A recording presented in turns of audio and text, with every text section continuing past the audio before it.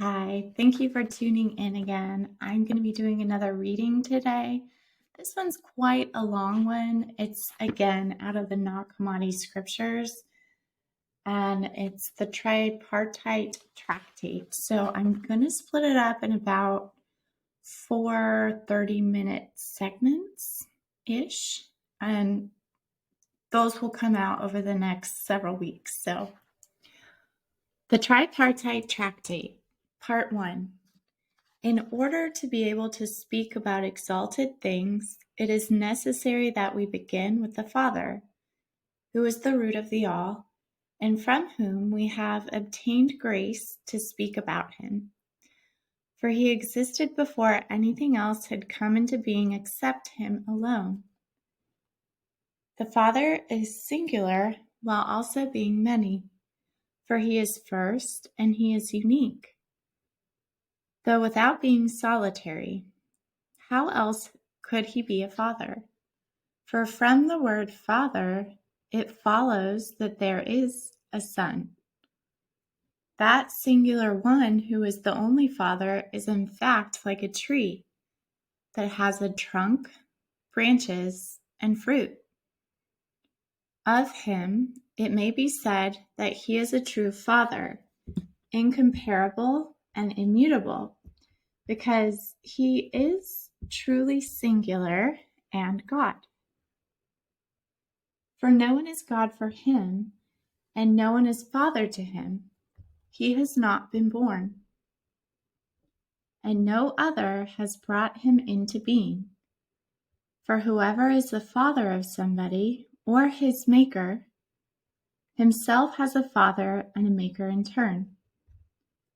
It is certainly possible that he may become the father and the maker of whoever comes into being from him and is made by him. Still, he is not a father in the true sense or a God, insofar as someone has given birth to him and has brought him into being. The only Father and God in the true sense, therefore, is the one who has been born by no one, but who, on the contrary, has given birth to the all and has brought it into being. He is without beginning and without end.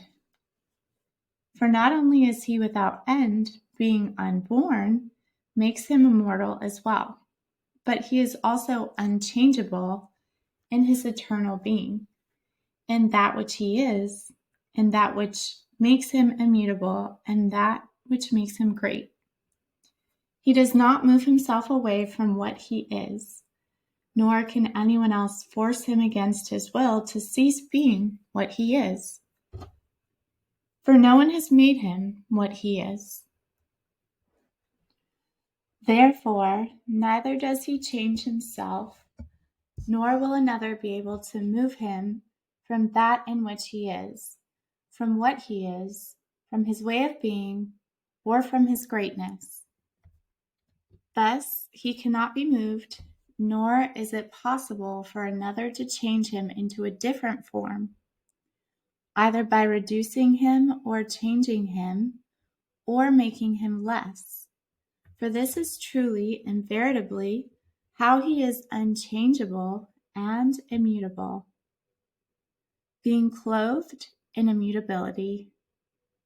Thus he is called without beginning and without end, not only because he is unborn and immortal, but also because just as he is without beginning, he is also without end.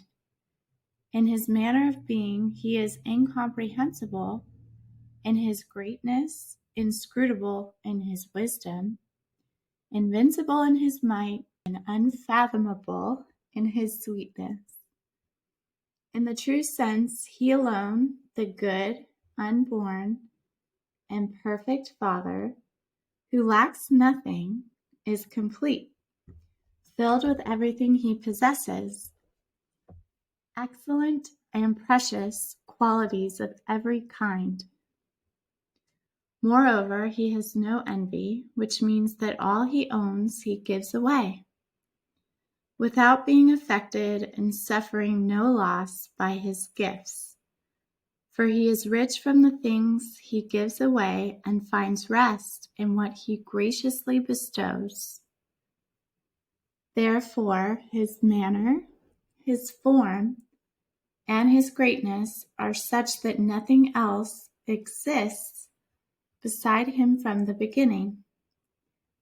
Neither a place in which he dwells, from which he has gone forth, or to which he will return, nor an original form that he used as a model for his work, nor fatigue that came over him as a result of what he did, nor matter that lay before him and from which he made the things that he made, nor a substance inside him and from which he brought forth the things he brought forth, nor a collaborator with whom he collaborated on the things that he created. To speak in such a way is ignorant. Rather, he himself, being good, lacking nothing, perfect, and complete, is everything. There is no name that suits him among those that may be conceived, spoken, seen, or grasped, however brilliant, exalted, or glorious. It is, to be sure, possible to speak such names in order to glorify and praise him, to the extent of the capacity of whoever wants to give glory. But the way he is in himself, his own manner of being, that no mind can conceive, no word express, no eye see, and no body touch. So incomprehensible is his greatness, so unfathomable is his depth, so immeasurable his exaltedness, and so boundless. And then it cuts off some of this text. There's brackets because the full text couldn't be recovered when it was found. Such is the nature of the unborn one. He does not get to work starting from something other than himself, nor does he have a partner. This would imply a limitation. But he has such an existence that he is neither figure nor form that can be perceived by the senses. This means that he is incomprehensible as well. And if he is incomprehensible, it follows that he is unknowable.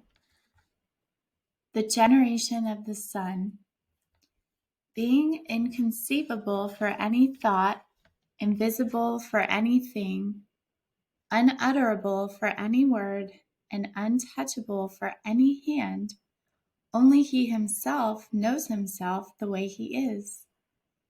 With his form and his greatness and his magnitude, and only he is able to conceive himself, name himself, and grasp himself. For he, the inconceivable, ineffable, incomprehensible, and unchangeable one, is mind for himself, eye for himself, mouth for himself, and form for himself. And it is also himself that he conceives, sees, speaks, and grasps. That which he conceives, sees, and speaks is nourishment and delight, truth, joy, and rest. And that which he thinks surpasses every wisdom, excels every mind, excels every glory, excels every beauty, and every sweetness, every greatness, every depth, and every exaltedness. Now, although he is unknowable in his nature and possesses all those supreme qualities I have described, he is nevertheless able, if he so desires, to grant knowledge in order that he may be known out of his abundant sweetness. He possesses power, which is his will, For the moment, however, he holds himself back in silence, he who is the greatest, being the cause of the generation of the members of the All into eternal existence. For it is truly his ineffable self that he engenders. It is self-generation where he conceives of himself and knows himself as he is. He brings forth something worthy of the admiration, glory, praise, and honor that belong to himself through his boundless greatness, his inscrutable wisdom, his immeasurable power, and his sweetness that is beyond tasting. It is he himself whom he puts forth in this manner of generation, and who receives glory and praise, admiration and love. And it is also he who gives himself glory, admiration, praise, and love. This he has as a son dwelling in him, keeping silent about him. And this is the ineffable within the ineffable, the invisible, the ungraspable, and the inconceivable within the inconceivable. This is how he exists eternally within himself, as we have explained, by knowing himself in himself. The Father bore him without generation, so that he exists by the Father having him as a thought. That is, his thought about himself, his sensation of himself, and of his eternal being. This is what in truth is meant by silence or wisdom or grace, as the latter is also rightly called. Just as the Father truly is one before whom no other existed, and after whom there is no other unborn one, in the same way the Son as well is truly one before whom no other son existed, and after whom there is no other. For that reason, he is a firstborn and an only son.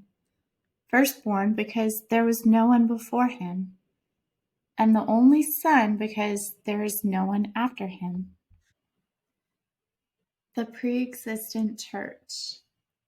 Moreover, he has his fruit, though it remained unknown because of his overwhelming greatness, and he wished to make it known because of the abundant sweetness. He revealed his inscrutable power, and he mixed it with the plentiful abundance of his generosity. For not only the Son, but also the church exists from the beginning. If somebody now thinks that this statement is contradicted by the fact that the Son is an only Son, that is not so, because of the mystery of the matter. For just as the Father is singular and was shown to be his own Father, so also the Son may be found to be his own brother, without generation and without beginning. It is himself that the Father admires as Father, and to whom he gives glory, praise, and love, and it is equally himself that he conceives of as Son, in accordance with the qualities without beginning and without end. This is how the matter is, being firmly established. His offspring, the ones who are without number, and limit at the same time indivisible. They have issued from him the Son and the Father, in the same way as kisses, when two people abundantly embrace one another in a good and insatiable thought. It is a single embrace, but consists of many kisses. This is the church that consists of many people and exists before the aeons and is justly called the aeons of the aeons. This is the nature of these holy, imperishable spirits upon which the Son rests, since it is his essence, just as the Father rests upon the Son. The Church exists in the properties and qualities in which the Father and the Son exist, and which I have described earlier. Thus, it consists of innumerable births of aeons, and these in turn give birth in infinite number through the qualities and properties in which they exist. These are a community formed with one another, and with the ones who have gone forth from them, and with the Son, because of whom they exist as glory.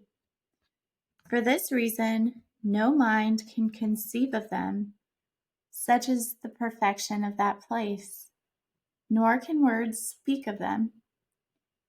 For they are ineffable, unnameable, and inconceivable. Only they are able to name themselves in order to conceive of themselves, for they are not rooted here below. Those who belong to that place are ineffable and innumerable in accordance with the special structure that this is. And this is the form and the manner, and this is the kind, the joy, and the delight of the nameless, unnameable, inconceivable, invisible, and ungraspable unborn one. It is the fullness of his fatherhood, whereby his abundance becomes procreation. The all before it was brought forth, of the aeons, existed eternally in the Father's thought, and he was like a thought and a place for them.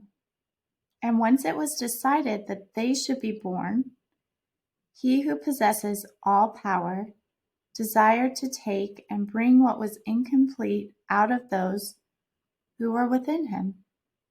But he is as he is, for he is a spring that is not diminished by the water flowing from it. As long as they remained in the Father's thought, that is, while they were in the hidden depth, the depth himself certainly knew them, but they on their part were incapable of knowing the depth in which they found themselves, nor could they know themselves or anything else. In other words, they existed with the Father, but did not exist for themselves. Rather, the kind of existence they had was like that of a seed, or it may be compared with that of an embryo. He had made them in the manner of the Word, which exists in a seminal state before the things it will bring forth have yet come into being. The Father's plan. For that reason, the Father had also thought in advance that they should exist not only for himself, but should exist for themselves as well. That they should remain in his thought as mental substance, but also exist for themselves. He sowed a thought as a seed in order that they might understand what kind of Father they have. He showed grace and provided the first form, that they might perceive whom they have for a Father. The name of the Father he granted them, by means of a voice calling out to them that he who is by that name, and possessing it, one comes into being. How exalted the name was, however, they did not realize. For as long as the infant is in the state of an embryo, it has what it needs without ever having seen the one who sowed it. For that reason, they had this only as an object to be sought after, they understood that he existed, and they desired to find out who the existing one might be. But the Father is good and perfect, and just as he did not close himself to them, so that they should remain forever in his thought, but granted that they should come into being for themselves also, in the same way, he would gracefully allow them to understand who the one who is. That is, the one who knows himself eternally. Receive form in order to know who the one who is, in the same way as when one is brought here below, when one is born, one finds oneself in the light and is able to see one's parents. The all is not made perfect from the beginning. For the Father produced the all like a little child, like a drop from a spring, like a blossom from a vine, like a shoot, so that they needed nourishment, growth, and perfection. He withheld the perfection for a time.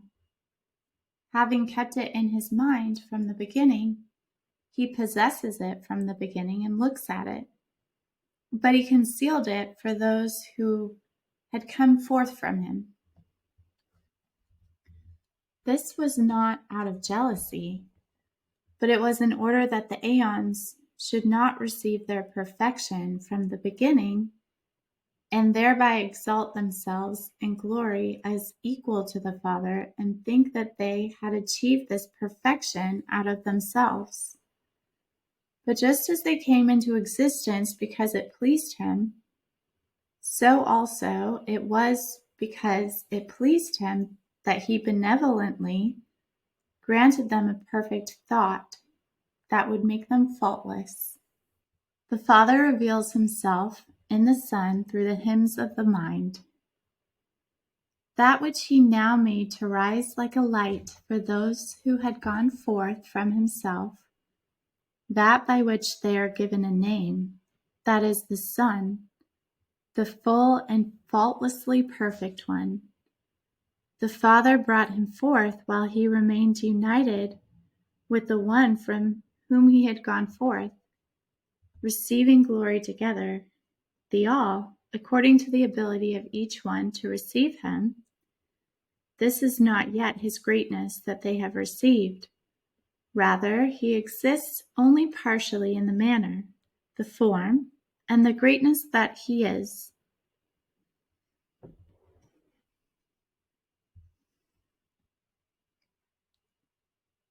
For they are able to see him and to speak with regard to what they know about him, since they carry him, and he carries them, and they are able to reach him as well, though he remains the way he is, the inimitable one, in order that the Father may be glorified by each and every one and reveal himself. And being hidden and invisible in his ineffability, he is admired in the mind. For this reason, his great exaltedness can be revealed when they speak about him and see him, gratefully singing hymns to him about his abundant sweetness.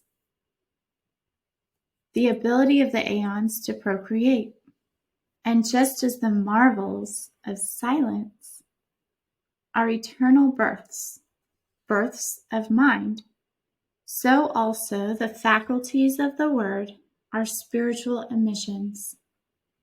Since they both belong to the word, they are, and thoughts that are given birth by it, eternally living roots that have been manifested, for they are births that have issued from them, minds and spiritual births for the glory of the Father.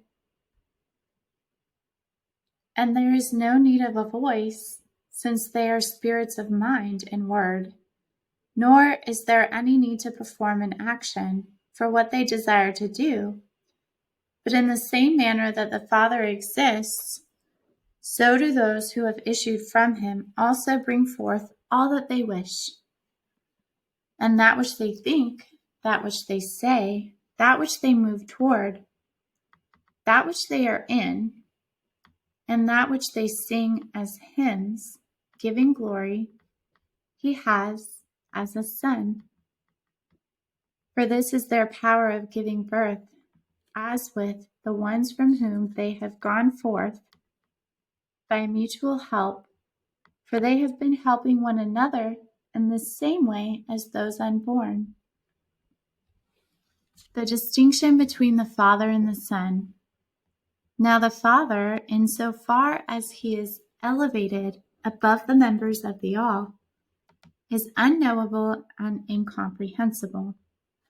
His greatness is so immense that if he had revealed himself at once and suddenly, even the highest of the aeons that have gone forth from him would have perished. For that reason, he withheld his power and his impassibility in that in which he is remaining, ineffable and unnameable, transcending all mind and all speech. He, on the other hand, extended himself and spread himself out. It is he who gave firmness, location, and a dwelling place to the all. According to one of his names, he is in fact Father of the all. Through his constant suffering on their behalf, having sown in their minds the idea that they should seek what exceeds there, by making them perceive that he is, and thus making them seek what he might be. He was given them as delight and nourishment, joy and abundant illumination, and this is his compassion, the knowledge he provides, and his union with them. And this is he who is called and who is the Son. He is the sum of the all, and they have understood who he is, and he is clothed. On the other hand, that is the one by reason of whom he is called Son, the one about whom they perceive that he exists, and that they have been seeking him. This is the one who exists as Father, and of whom one can neither speak nor think. He is the one who exists first. For no one can conceive of him, or think of him, or draw near to that place, toward the exalted, toward the truly pre-existent. But every name that is thought or spoken about him is brought forth in glorification as a trace of him, according to the capacity of each one of those who give him glory. I know this first part of 4 of the Tripartite Tractate has given me some epiphanies or aha moments. I would love to hear yours in the comments below. Please share what you found that stood out to you most in this reading, and I will put part 2 up next week.